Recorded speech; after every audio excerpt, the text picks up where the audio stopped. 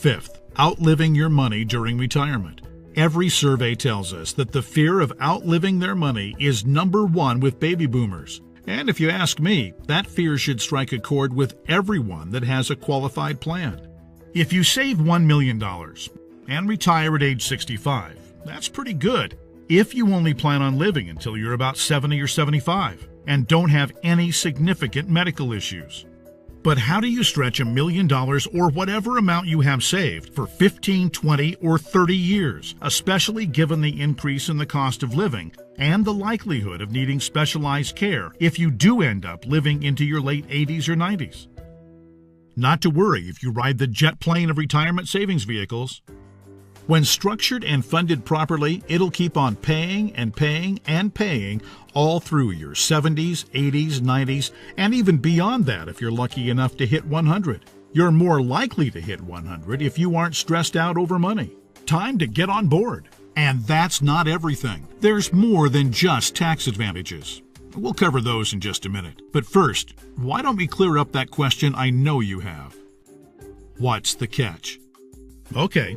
This all sounds great, it all makes a lot of sense, and I'm interested. But what's the catch?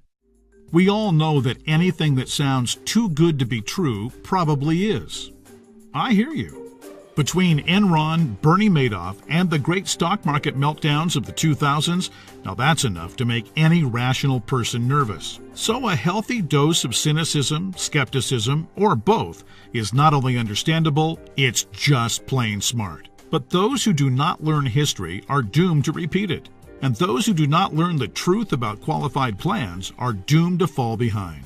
Back to that catch you're wondering about, and trust me, it's more like 6 seconds of turbulence on your 6-hour flight to retirement on your personal jet plane than a catch.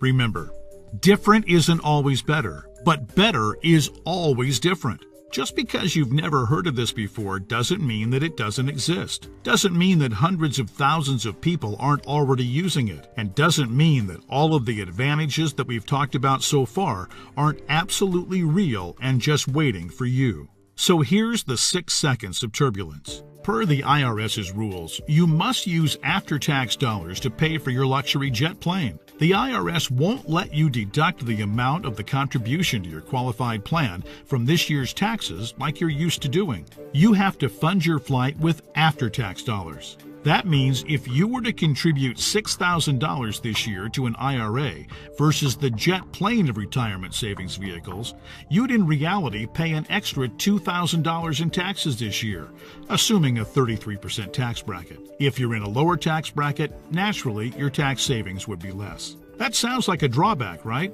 Well, actually, no. To understand why funding with after-tax dollars instead of before-tax dollars like you would have with a qualified plan is not a drawback, you just need to understand the alternatives. Think about this. If you were a farmer, would you rather pay taxes on the small sack of seeds when you purchase them in the spring? Or would you rather pay taxes on your entire harvest when you sell it in the fall? Do the math. If a farmer bought $1,000 worth of seeds and was taxed at 8%, he'd pay $80.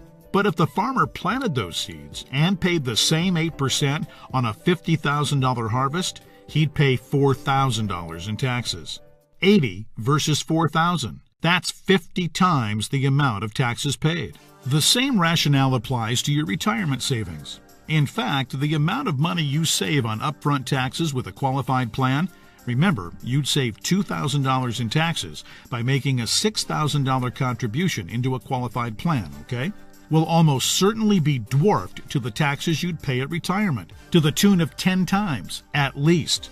Here's why.